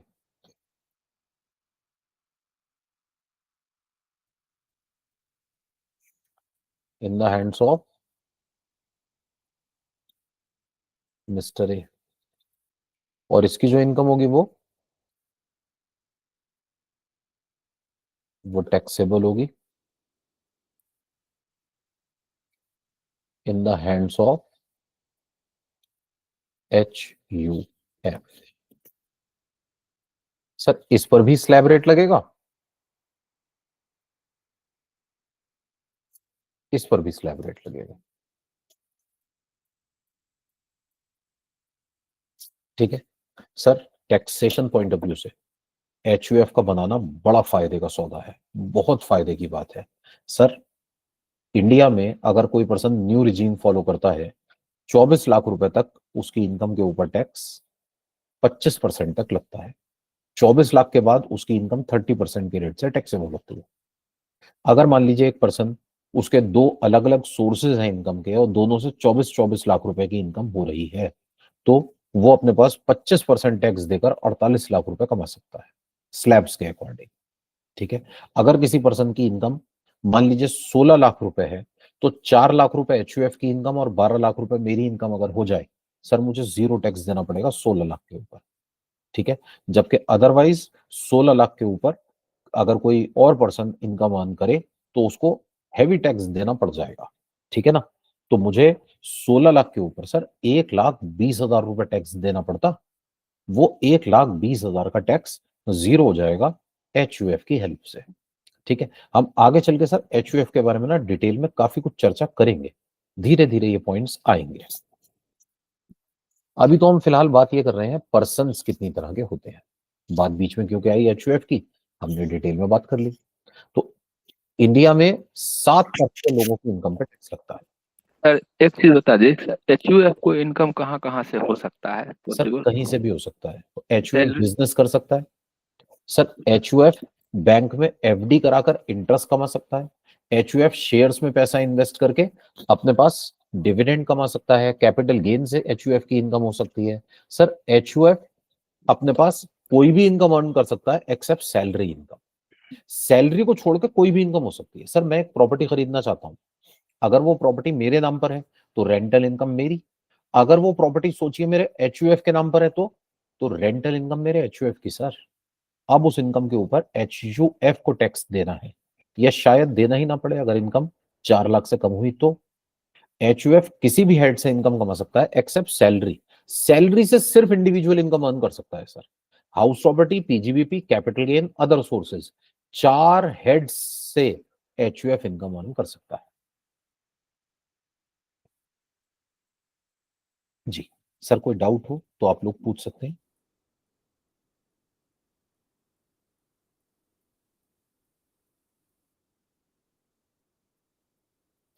अच्छा एक चीज मैं और बता दूं इसमें, जब इतनी डिस्कशन हुआ ही है। सर देखिए HUF बनाने के लिए ना कुछ करना नहीं होता जैसे मैंने बताया, लेकिन प्रॉब्लम ये है सर, देखिए पुराने जमाने में तो चल जाता था। ठीक है। मेरे दादाजी ने HUF बनाया, कोई पेपर नहीं, बन गया HUF। सर आजकल ना थोड़ा सा जरा पेपर वर्क चाहिए होता है। तो जब भी कोई HUF बनाता है ना हमारा क्लाइंट, तो हम उससे ना एक HUF डीड बनवा लेते हैं, उसको नोटराइज करा लेते हैं। फिर इस HUF डीड के बेसिस पर ना इसका बैंक अकाउंट खुल जाता है HUF का। इसी के बेसिस पर ना सर इसका पैन नंबर अप्लाई हो जाता है बस। अब HUF की एक अलग आइडेंटिटी हो गई, एक अलग पर्सन हो गया। अब आप HUF की इनकम टैक्स रिटर्न फाइल कीजिए। ठीक है। HUF की इनकम होने के लिए बस एक छोटा सा इशू है, HUF के पास पैसे भी तो होने चाहिए ना। ठीक है। तो मान लीजिए एक HUF है सर, इससे रिलेटेड हम डिटेल में बात करेंगे जब हम एक चैप्टर पढ़ेंगे क्लबिंग, वहां पर कुछ इश्यूज हैं। ठीक है। लेकिन क्लबिंग के अलावा ऐसा नहीं है कि एचयूएफ बन ही नहीं सकता, इनकम हो ही नहीं सकती। क्लबिंग के बारे में हम बात करेंगे। जब बात करेंगे तो वही मैं प्रॉब्लम भी बताऊंगा, प्रॉब्लम का सॉल्यूशन भी बताऊंगा। अभी मैं क्लबिंग में नहीं जा रहा। ठीक है। अब मान लीजिए मिस्टर ए के पास कोई प्रॉपर्टी है।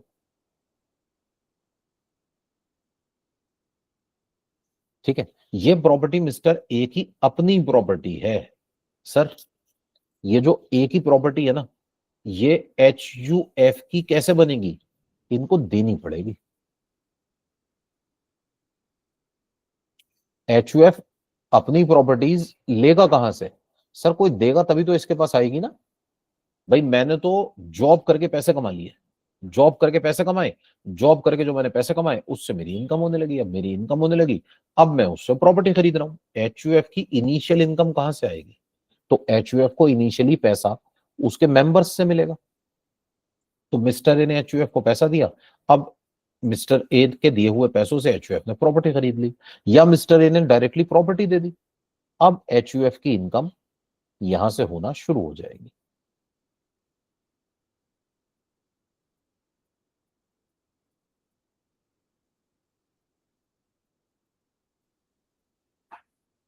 है ना।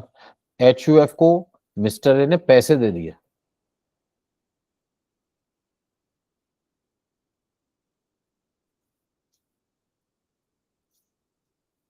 अब ये जो पैसे दिए एच यू एफ इससे एफडी करा दे, इससे शेयर्स खरीद ले, इससे अदर इनकम अर्न कर ले। ठीक है। सर, मैं बार बार एक बात कह रहा हूं, हमें क्लबिंग में कुछ बातें डिस्कस करनी है। लेकिन लेकिन इस सब के बाद भी, क्लबिंग के बाद भी H U F income earn कर सकता है। ठीक है।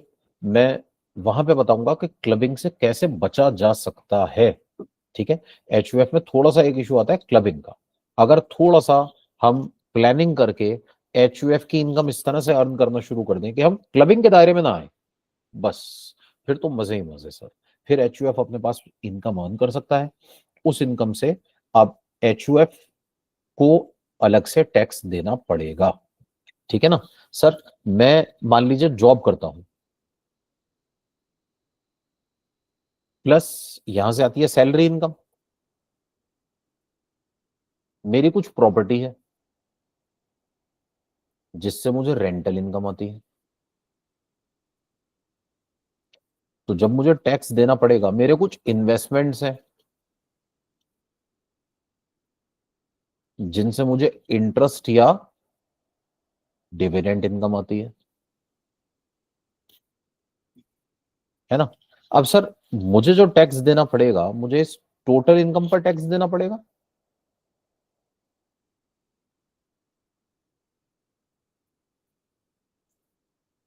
सोचिए अगर ऐसा कुछ हो जाए कि जॉब तो मैं करता रहूं, वो मेरी जगह कोई नहीं कर सकता, और मुझे सैलरी इनकम होती रहे, और ये जो प्रॉपर्टी है ना, और ये जो इन्वेस्टमेंट्स है, ये मेरे ना होकर मेरे एच यू एफ के होते। तो अब इस प्रॉपर्टी की जो रेंटल इनकम है,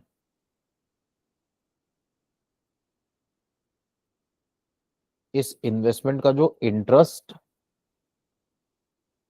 डिविडेंड इनकम है, इसका टैक्स एच यू एफ को देना पड़ेगा।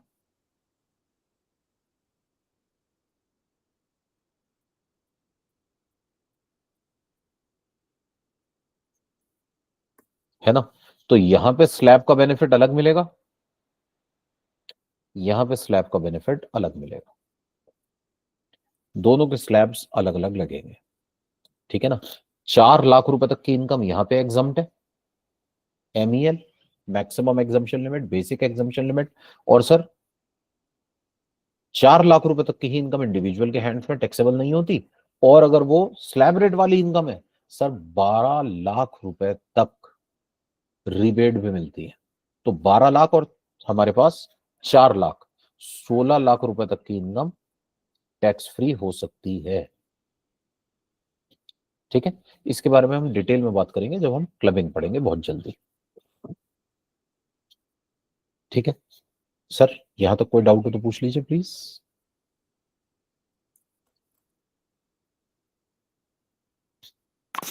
सर एचयूएफ का अपना यदि इनकम रेज होता है तब उस पर टैक्स लगेगा, जी या सर। जो भी उसका अपना इनकम होगा? यदि जी जी। उसके मेंबर्स जो है अपने इंडिविजुअल इनकम को ट्रांसफर करते हैं नहीं एचयूएफ सर, में, तो उस इंडिविजुअल मेंबर अपनी इनकम एचयूएफ में ट्रांसफर नहीं कर सकते। सर मैं जैसे जॉब करता हूं तो अब मेरी सैलरी इनकम तो मैं ही कमाऊंगा ना, मेरा एचयूएफ मेरी सैलरी इनकम नहीं कमा सकता। ठीक है। हाँ लेकिन अगर मैं थोड़ा सा प्लानिंग करूं, प्लानिंग ऐसे नहीं डायरेक्टली, तो मैं अपनी प्रॉपर्टी अपने नाम के बजाय एचयूएफ के नाम कर सकता था। फिर हो सकता है मुझे रेंटल इनकम पे टैक्स नहीं देना पड़ता। सर मेरा बिजनेस मेरे नाम के बजाय एचयूएफ के नाम पर भी तो चल सकता है ना। अगर एचयूएफ के नाम पर होगा तो सर मुझे फिर बिजनेस इनकम में एचयूएफ वाली इनकम पर मुझे टैक्स नहीं देना पड़ेगा। ठीक है। सर हमारे एक क्लाइंट है, बिजनेस करते हैं, उनकी एक शॉप है, शॉप पे कुछ पर्टिकुलर प्रोडक्ट्स होते हैं।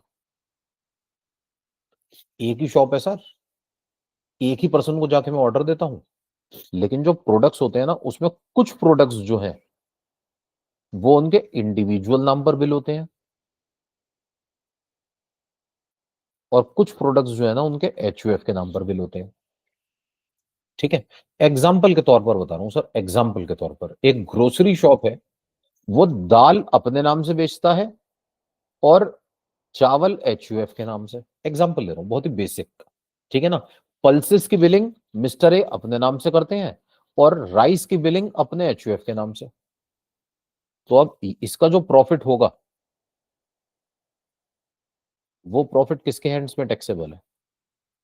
मिस्टर ए के हैंड्स में। और राइस बेचकर जो प्रॉफिट होगा वो किसके हैंड्स में टैक्सेबल है? सर वो ए एंड फैमिली एचयूएफ के हैंड्स में।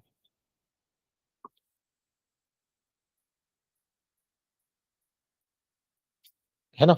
तो बस थोड़ा सा ध्यान इस बात का रखना होता है कि जब एचयूएफ बनाया जाए, एचयूएफ की इनकम्स जनरेट की जाए, उसमें अच्छे से प्लानिंग होनी चाहिए। अदरवाइज अगर उसमें कुछ गड़बड़ हो गई तो बहुत परेशानी हो जाएगी। क्लबिंग के दायरे के अंदर मैं कवर हो जाऊंगा। अगर वेल प्लान्ड वे में एचयूएफ बनाई जाए तो एचयूएफ के जरिए स्लैब्स का मेजर बेनिफिट क्लेम किया जा सकता है। जी। सर यहां तक कोई डाउट हो तो पूछ लीजिए प्लीज।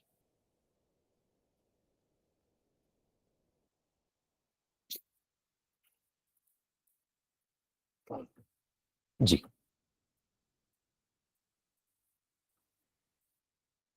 आइए सर, तीसरा पर्सन कौन हो सकता है? Third is a company. Third is a company.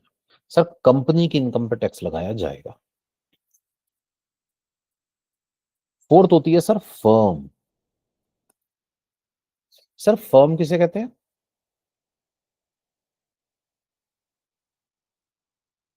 Sir firm means a partnership firm. Firm means a partnership firm.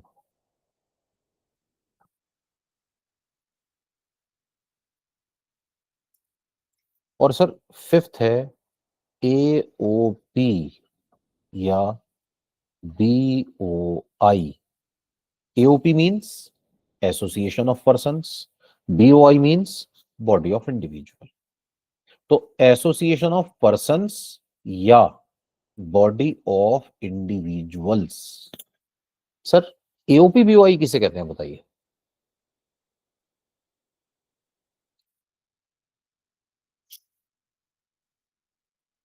Ji sir, कोई अगर कुछ बताना चाहे।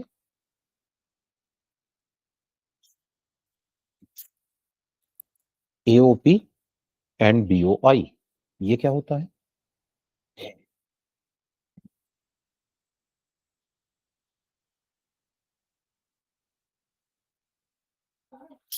सर मैं बताता हूं, आइए। देखिए, पार्टनरशिप फर्म किसे कहते हैं?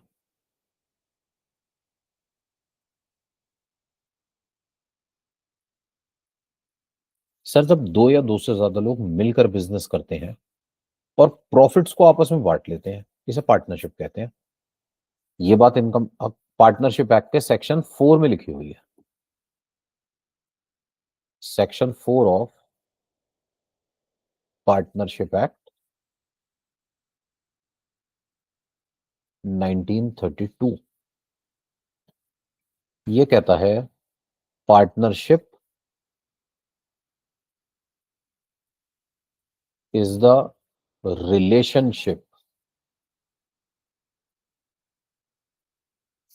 Partnership is the relationship between two or more persons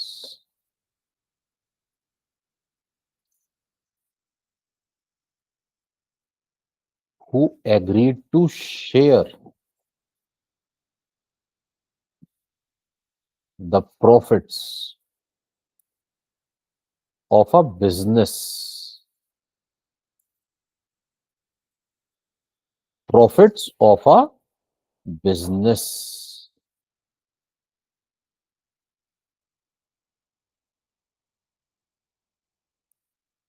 carried on by all or any of them acting for all.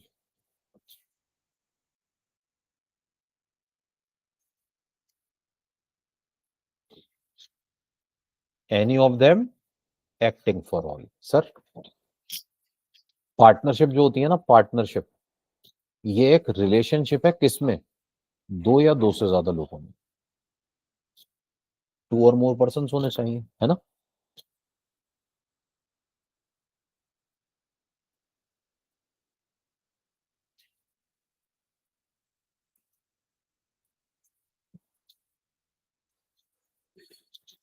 Who agreed to share the profits. Sir sharing of profit होनी चाहिए।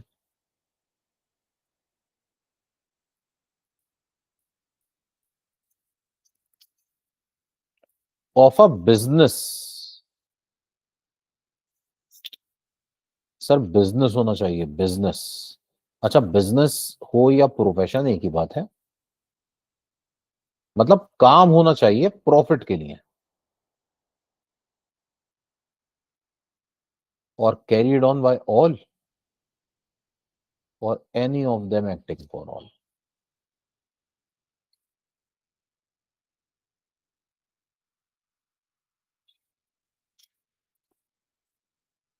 All और any of them, मतलब चार partner हैं, चारों मिलकर काम करते हैं, या चार में से कोई एक या दो या तीन काम कर लेते हैं, एक ही बात है, कोई फर्क नहीं पड़ता।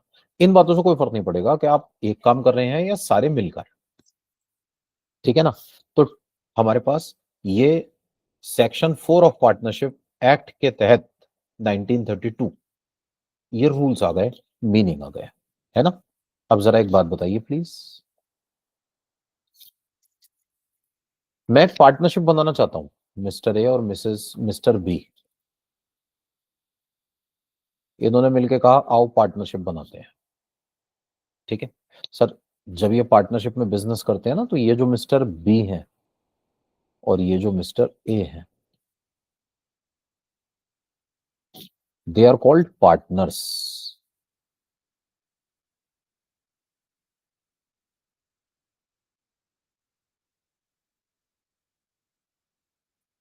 और इनको मिलाकर हम कहते हैं पार्टनरशिप फर्म।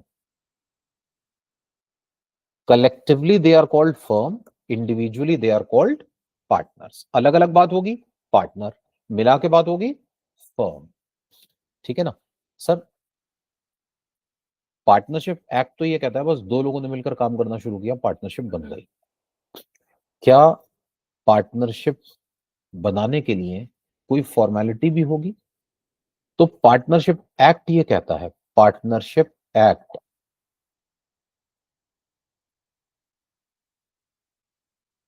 दे मे और may not have a partnership deed. आपकी मर्जी है, आप बना लें तो अच्छा है, ना बनाए तो भी ठीक ही है।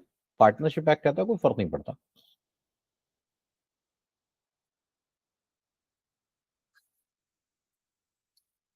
तो as per partnership act partners आपस में पार्टनरशिप डीड बना सकते हैं, ठीक है ना। लेकिन सर एक सेक्शन 184 है इनकम टैक्स एक्ट का,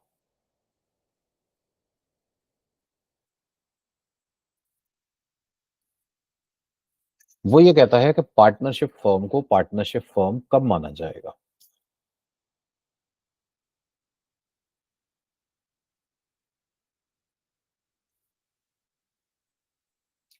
पार्टनरशिप फर्म को पार्टनरशिप फर्म कब माना जाएगा, ये कहता है सर जब दो या दो से ज्यादा पार्टनर्स हों, टू और मोर पर्सन्स होने चाहिए, दो या दो से ज्यादा लोग होने चाहिए। सर बेसिकली पता है क्या कहना चाह रहे हैं, सेक्शन 4 ऑफ पार्टनरशिप एक्ट कहना चाह रहे हैं। सेक्शन 4 भी तो ये कहता है पार्टनरशिप एक्ट का दो या दो से ज्यादा लोग होना चाहिए,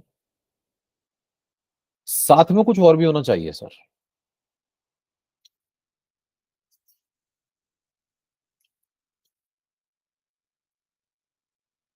पार्टनरशिप डीड होनी चाहिए इन राइटिंग। रिटन डीड चाहिए sir, oral agreements, no agreement ये सब नहीं चलेगा। There must be a partnership deed in writing. अगर पार्टनरशिप डीड नहीं है, मैं इसको पार्टनरशिप नहीं मानूंगा। पार्टनरशिप के लिए पार्टनर्स के बीच में एग्रीमेंट होना जरूरी है। There must be a written agreement between partners. Sir ये जो एग्रीमेंट आपने बनाया है ना, इस एग्रीमेंट में there must be a profit sharing ratio. Agreement में ना प्रॉफिट शेयरिंग रेशो होनी चाहिए। मान लीजिए आपने एग्रीमेंट बनाया और प्रॉफिट शेयरिंग रेशो नहीं है, ये नहीं चलेगा। ऐसा हो सकता है मैंने पार्टनरशिप एग्रीमेंट बनाया, लिखना भूल गया। सर लिखना भूल गए ना, अब ये पार्टनरशिप है ही नहीं। सर एक कंडीशन और होती थी, अब उसकी प्रैक्टिकल एप्लीकेबिलिटी खत्म हो गई है। Partnership deed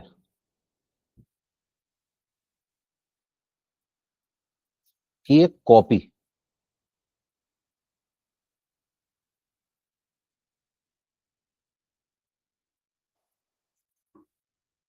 must be submitted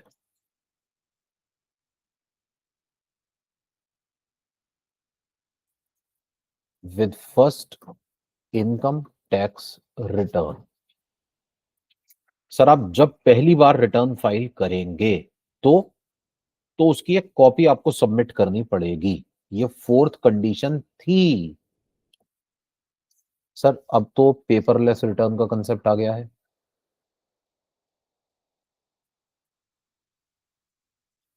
और क्योंकि पेपरलेस रिटर्न का कंसेप्ट आ गया है, इसलिए इसलिए ये कंडीशन अब प्रैक्टिकली एप्लीकेबल नहीं है, ठीक है। लेकिन कोई चिंता वाली बात नहीं है, हमारे पास डीड की कॉपी होती है। सर हमें भी तो पता होना चाहिए ना डीड में क्या लिखा है, डिपार्टमेंट को कैसे पता चलेगा, आप सोचिए ना। सर जब ये पैन नंबर के लिए अप्लाई करते हैं ना, पैन, तो पैन के साथ डीड ऑलरेडी सबमिटेड होती है,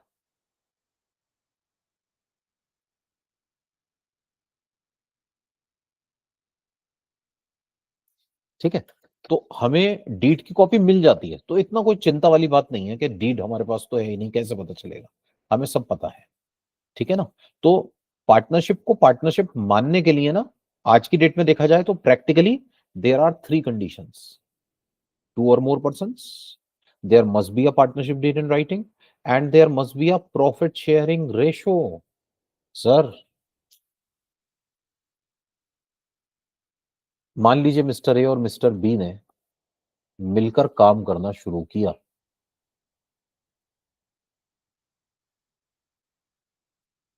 अब बिजनेस शुरू करा तो पार्टनरशिप तो हो गई।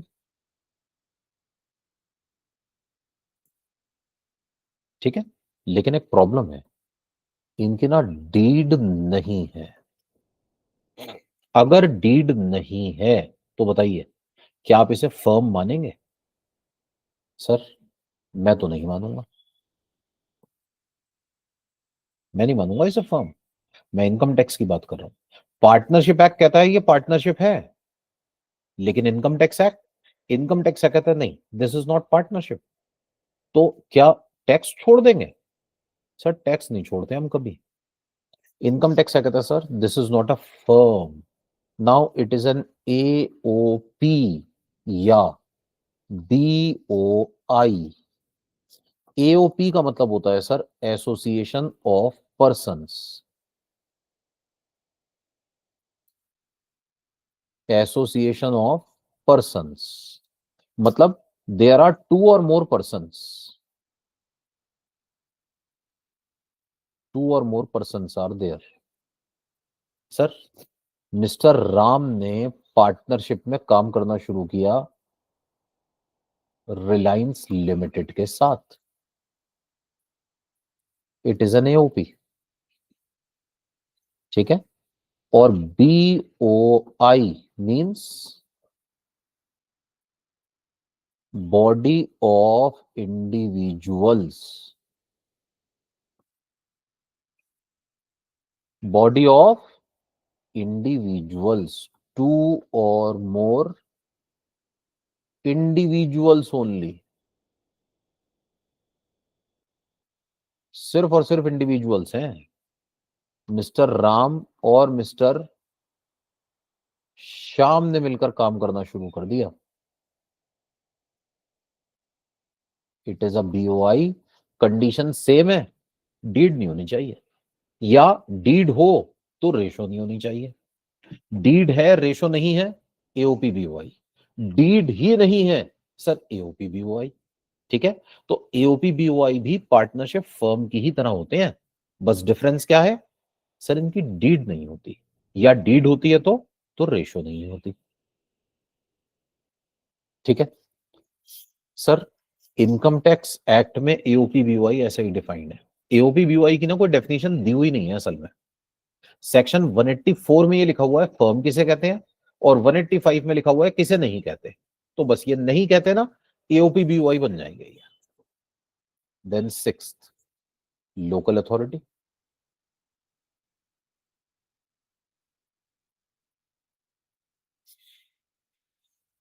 सर, लोकल अथॉरिटी जो म्यूनिसिपल कॉरपोरेशंस होती हैं, म्यूनिसिपैलिटीज होती हैं, ग्राम पंचायत होती हैं, उसे कहते हैं।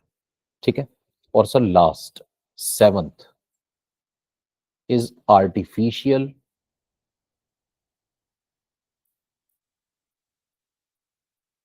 जुरिडिशियल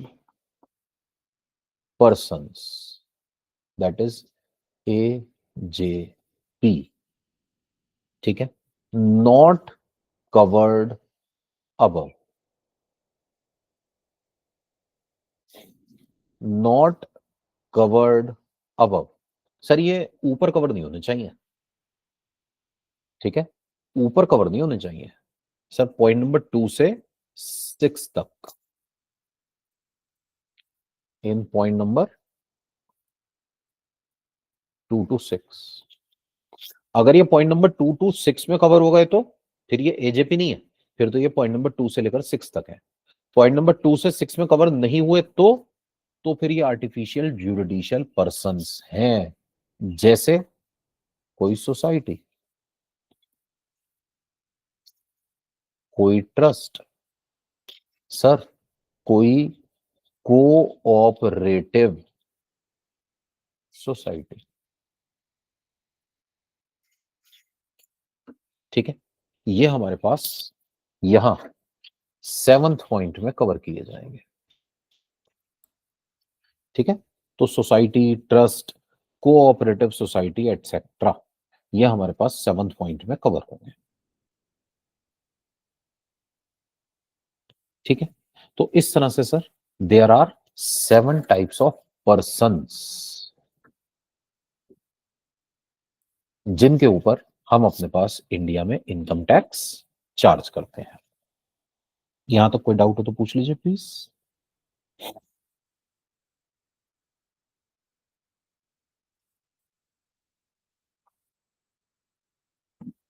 चलिए, तो sir that's all for today.